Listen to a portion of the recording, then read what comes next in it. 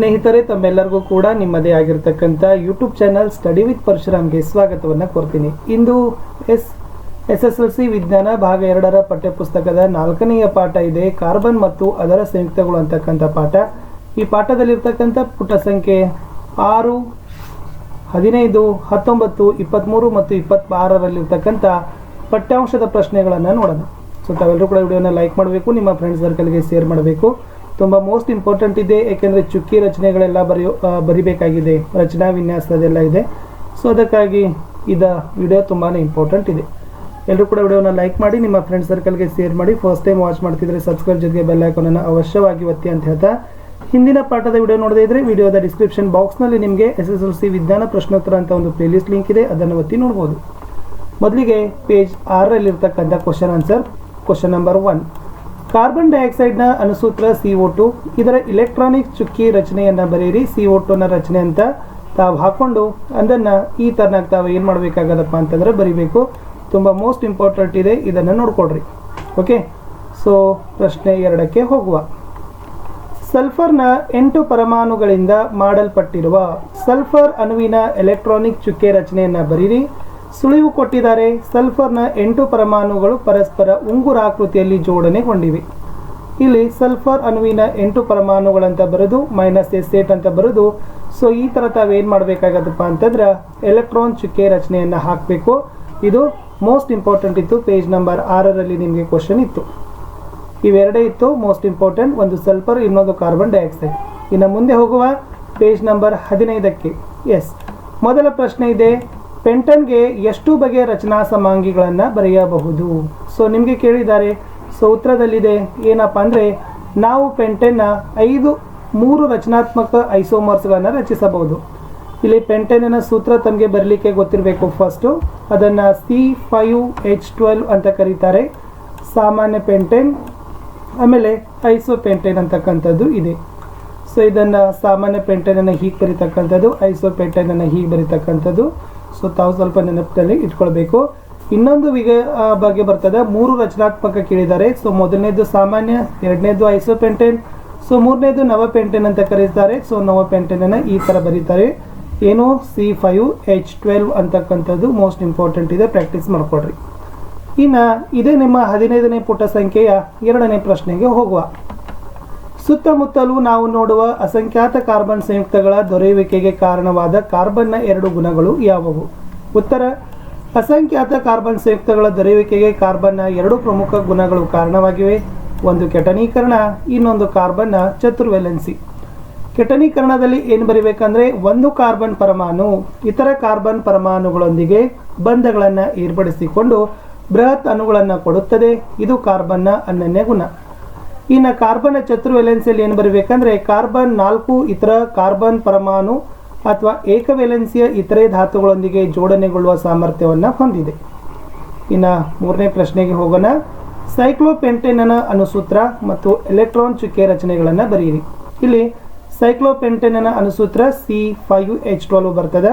ಇದರ ಒಂದು ಚುಕ್ಕೆ ವಿನ್ಯಾಸವನ್ನು ನೋಡ್ಕೊಡ್ರಿ. ಸೊ ಈ ತನ್ನಾಗಿರ್ತಕ್ಕಂಥ ತಾವೇನು ಮಾಡಬೇಕಪ್ಪ ಅಂದರೆ, ಇದೊಂದು ಚುಕ್ಕೆ ವಿನ್ಯಾಸವನ್ನು ಬಿಡಿಸ್ತಕ್ಕಂಥದ್ದು ಆಗಬೇಕು.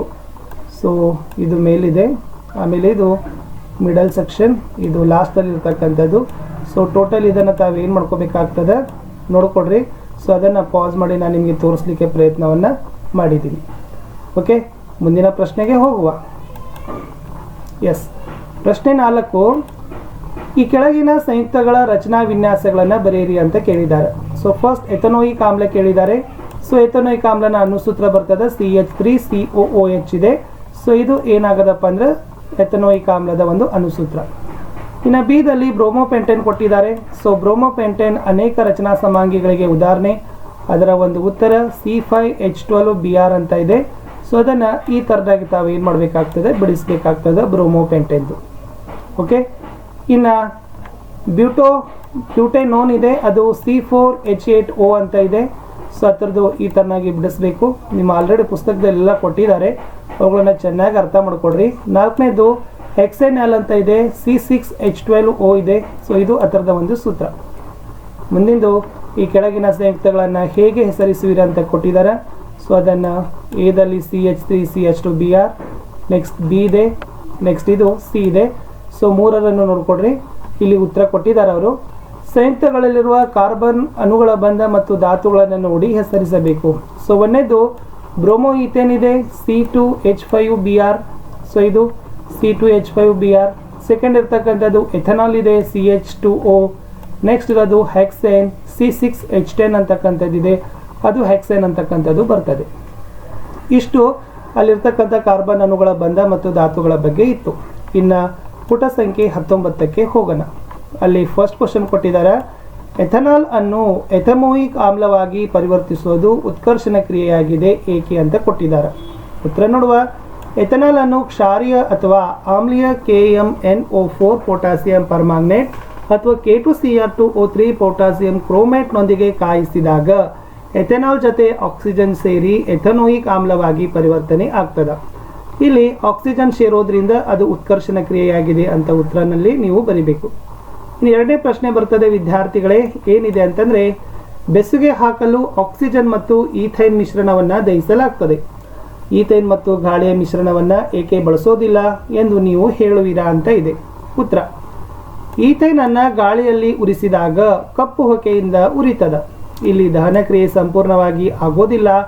ಆದ್ದರಿಂದ ಈಥೇನ್ ಅನ್ನು ಆಮ್ಲಜನಕದ ಜೊತೆಗೆ ಉರಿಸಿದಾಗ ಅದು ಹೊಗೆರಹಿತವಾಗಿ ಉರಿದು ಸುಮಾರು 3000 ಡಿಗ್ರಿ ಸೆಲ್ಸಿಯಸ್ ಉಷ್ಣ ಏನು ಮಾಡ್ತದಪ್ಪ ಅಂದ್ರೆ ಕೊಡ್ತದ. ಇಲ್ಲಿ ದಹನ ಕ್ರಿಯೆ ಸಂಪೂರ್ಣವಾಗಿ ಇರೋದ್ರಿಂದ ಬೆಸುಗೆ ಹಾಕಲಿಕ್ಕೆ ಏನು ಮಾಡ್ತಾರಪ್ಪ ಅಂದರೆ ಈಥೈನ್ ಜೊತೆಗೆ ಆಕ್ಸಿಜನ್ ಬೇಕು. ಈ ಮಿಶ್ರಣವನ್ನು ಅಲ್ಲಿ ಏನು ಮಾಡ್ತಾರಪ್ಪ ಅಂದ್ರೆ ಉಪಯೋಗಿಸ್ತಾರೆ ಅಂತಕ್ಕಂಥದ್ದು ಎರಡನೇ ಪ್ರಶ್ನೆಗೆ ಉತ್ತರ ಬರೀಬೇಕು. ಇನ್ನು ಪೇಜ್ 23ಕ್ಕೆ ಹೋಗೋಣ. 23ದಲ್ಲಿ ಫಸ್ಟ್ ಕ್ವಶನ್ ಕೊಟ್ಟಿದ್ರು. ಆಲ್ಕೋಹಾಲ್ ಮತ್ತು ಕಾರ್ಬೋನಿಕ್ ಆಮ್ಲದ ನಡುವಿನ ವ್ಯತ್ಯಾಸವನ್ನು ಪ್ರಾಯೋಗಿಕವಾಗಿ ಹೇಗೆ ಪತ್ತೆ ಹಚ್ಚುವಿರಿ? ಉತ್ತರ ಇದೆ ವಿದ್ಯಾರ್ಥಿಗಳೇ, ಏನಂದರೆ ಆಲ್ಕೋಹಾಲ್ ಮತ್ತು ಕಾರ್ಬೋನಿಕ್ ಆಮ್ಲದ ನಡುವಿನ ವ್ಯತ್ಯಾಸವನ್ನು ಪ್ರಾಯೋಗಿಕವಾಗಿ ಪತ್ತೆ ಹಚ್ಚಬಹುದು. ಇವುಗಳು ಕಾರ್ಬೋನೇಟ್ ಮತ್ತು ಹೈಡ್ರೋಜನ್ ಕಾರ್ಬೋನೇಟ್ಗಳ ಜೊತೆ ವರ್ತಿಸೋದನ್ನು ನೋಡಿ ತಿಳಿಯಬಹುದು. ಆಮ್ಲವು ಕಾರ್ಬೋನೇಟ್ಗಳು ಮತ್ತು ಹೈಡ್ರೋಜನ್ ಕಾರ್ಬೋನೇಟ್ಗಳ ಜೊತೆ ವರ್ತಿಸಿ CO2 ಇಂಗಾಲ ಕಾರ್ಬನ್ ಡೈಆಕ್ಸೈಡನ್ನು ಏನು ಮಾಡ್ತದಪ್ಪ ಅಂದರೆ ಬಿಡುಗಡೆ ಮಾಡ್ತದ. ಇದು ಸುಣ್ಣದ ನೀರನ್ನು ಹಾಲಿನಂತೆ ಬೆಳ್ಳಗಾಗಿ ಪರಿವರ್ತಿಸೋದ್ರಿಂದ ಸುಲಭವಾಗಿ ಪತ್ತೆ ಹಚ್ಚಬಹುದು. ಈ ರೀತಿ ಕಾರ್ಬೋನಿಕ್ ಆಮ್ಲ ಗೊತ್ತಾಗ್ತದ, ಆದರೆ ಆಲ್ಕೋಹಾಲ್ ಇವುಗಳ ಜೊತೆ ವರ್ತಿಸೋದಿಲ್ಲ ಅನ್ನೋದನ್ನು ನೀವೇನು ಮಾಡಬೇಕಿತ್ತು, ಬರಿಬೇಕಿತ್ತು. ಎರಡನೇ ಪ್ರಶ್ನೆ, ಉತ್ಕರ್ಷಣಕಾರಿಗಳು ಎಂದರೆ ಏನು ಅಂತ ಕೊಟ್ಟಿದ್ದಾರೆ. ಉತ್ತರ ನೋಡುವ. ಪ್ರಾರಂಭಿಕ ವಸ್ತುವಿನ ಜೊತೆ ವರ್ತಿಸೋದಿಲ್ಲ. ಪ್ರತ್ಯಾಮ್ಲೀಯ ಪೊಟ್ಯಾಸಿಯಂ ಪರ್ಮಾಂಗನೇಟ್ ಅಥವಾ ಆಮ್ಲೀಯ ಪೊಟ್ಯಾಸಿಯಂ ಡೈಕ್ರೋಮೇಟ್ಗಳು ಆಲ್ಕೋಹಾಲ್ಗಳನ್ನು ಆಮ್ಲಗಳಾಗಿ ಉತ್ಕರ್ಷಿಸ್ತವೆ. ಆದ್ದರಿಂದ ಇವುಗಳನ್ನು ಉತ್ಕರ್ಷಣಕಾರಿಗಳು ಅಂತ ಕರೀತಾರೆ. ಮುಂದೆ 26ನೇ ಪುಟದಲ್ಲಿರ್ತಕ್ಕಂಥ ಪ್ರಶ್ನೆ. ಫಸ್ಟ್ ಕ್ವಶನ್ ಇದೆ, ಮಾರ್ಜಕಗಳನ್ನು ಬಳಸಿ ನೀರಿನ ಗಡಸುತನವನ್ನು ಹೇಗೆ ಪರೀಕ್ಷಿಸಬಹುದು? ಉತ್ತರ, ಇಲ್ಲ. ಮಾರ್ಜಕ ಬಳಸಿ ನೀರಿನ ಗಡಸುತನ ಪರೀಕ್ಷಿಸಲು ಸಾಧ್ಯವಿಲ್ಲ. ಏಕೆಂದರೆ ಮಾರ್ಜಕ ಗಡಸು ನೀರಿನ ಜೊತೆಗೆ ಚೆನ್ನಾಗಿ ನೊರೆ ಕೊಡುತ್ತದೆ. ಆದ್ದರಿಂದ ಸಾಬೂನು ಮಾತ್ರ ಗಡಸು ನೀರಿನ ಜೊತೆ ಹೆಚ್ಚಾದ ನೊರೆ ಕೊಡೋದಿಲ್ಲ ಅಂತ ಬರೀಬೇಕು. ನಿಮ್ಮ ಪಠ್ಯಾಂಶದ ಕಡೆ ಪ್ರಶ್ನೆ ಇತ್ತು ನೋಡಿ. ಜನರು ಬಟ್ಟೆ ತೊಳಿಲಿಕ್ಕೆ ವಿವಿಧ ವಿಧಾನಗಳನ್ನು ಬಳಸ್ತಾರೆ. ಸಾಮಾನ್ಯವಾಗಿ ಸಾಬೂನನ್ನು ಸೇರಿಸಿದ ನಂತರ ಬಟ್ಟೆಗಳನ್ನು ಕಲ್ಲಿನ ಮೇಲೆ ಹೊಡಿತಾರೆ, ಅಥವಾ ಕೋಲಿನಿಂದ ಹೊಡಿತಾರೆ, ಅಥವಾ ಬ್ರಷ್ನಿಂದ ಉಜ್ತಾರೆ, ಅಥವಾ ಮಿಶ್ರಣವನ್ನು ಬಟ್ಟೆ ತೊಳೆಯುವ ಯಂತ್ರಕ್ಕೆ ಹಾಕಿ ಸ್ವಚ್ಛಗೊಳಿಸ್ತಾರೆ. ಬಟ್ಟೆ ಸ್ವಚ್ಛಗೊಳಿಸಲು ಅವುಗಳನ್ನು ಉಜ್ಜುವಿಕೆಗೆ ಒಳಪಡಿಸುವ ಅಗತ್ಯವೇನು ಅಂತ ಕೇಳಿದ್ದಾರೆ. ಉತ್ತರ, ಸಾಬೂನಿನ ಅಣುಗಳಲ್ಲಿ ವಿಭಿನ್ನ ಗುಣಗಳಿರುವ ಎರಡು ತುದಿಗಳು ಇರ್ತವೆ. ಒಂದು ತುದಿ ಜಲಾಕರ್ಷಕವಾಗಿದ್ದು ನೀರಿನೊಂದಿಗೆ ವರ್ತಿಸ್ತದೆ, ಇನ್ನೊಂದು ತುದಿ ಜಲ ವಿಕರ್ಷಕವಾಗಿರ್ತದೆ. ಬಟ್ಟೆಯಲ್ಲಿರುವ ಕೊಳೆಯು ಒಂದು ಅನನ್ಯ ವಿನ್ಯಾಸವಾದ ಮಿಸೆಲ್ನ ಕೇಂದ್ರದಲ್ಲಿ ಸಂಗ್ರಹವಾಗ್ತದೆ. ದ್ರಾವಣದಲ್ಲಿ ಮಿಸೆಲ್ಗಳು ಕಲಿಲ ರೂಪದಲ್ಲಿ ಇರ್ತವೆ. ಹೀಗೆ ಮಿಸೆಲ್ಗಳಲ್ಲಿ ನಿಲಂಬಿತವಾಗಿರೋ ಕೊಳೆಯು ಸುಲಭವಾಗಿ ಹೋಗೋದಿಲ್ಲ. ಅವುಗಳು ದೂರವಾಗಬೇಕಾದರೆ ಉಜ್ಜುವಿಕೆಗೆ ಒಳಪಡಿಸಬೇಕಾಗುತ್ತದೆ ಅಂತ ಬರೀಬೇಕು. ಇಷ್ಟು ನಿಮ್ಮ ಕಾರ್ಬನ್ ಮತ್ತು ಅದರ ಸಂಯುಕ್ತಗಳು ಪಾಠದಲ್ಲಿರ್ತಕ್ಕಂಥ ಪಠ್ಯಾಂಶದ ಪ್ರಶ್ನೆಗಳಿಗೆ ಉತ್ತರಗಳನ್ನು ನೋಡಿದ್ದೀವಿ. ತಾವೆಲ್ಲರೂ ಕೂಡ ವಿಡಿಯೋನ ಲೈಕ್ ಮಾಡಬೇಕು, ಶೇರ್ ಮಾಡಬೇಕು, ಹಾಗೂ ಫಸ್ಟ್ ಟೈಮ್ ವಾಚ್ ಮಾಡ್ತಿದ್ರೆ ಸಬ್ಸ್ಕ್ರೈಬ್ ಜೊತೆಗೆ ಬೆಲ್ ಐಕಾನನ್ನು ಅವಶ್ಯವಾಗಿ ಒತ್ತಿ. ಹಿಂದಿನ ಪಾಠದ ವಿಡಿಯೋಗಳನ್ನು ತಪ್ಪದೆ ನೋಡಿ ಅಂತ ಹೇಳ್ತಾ ಮತ್ತೆ ಸಿಗ್ತೀನಿ ನಾನು ಇದೇ ಪಾಠದ ನಿಮಗೆ ಮುಂದುವರೆದಿರ್ತಕ್ಕಂಥ ಅಭ್ಯಾಸ ಪ್ರಶ್ನೆಯ ಉತ್ತರಗಳೊಂದಿಗೆ. ಅಲ್ಲಿಯವರೆಗೂ ಬಾಯ್.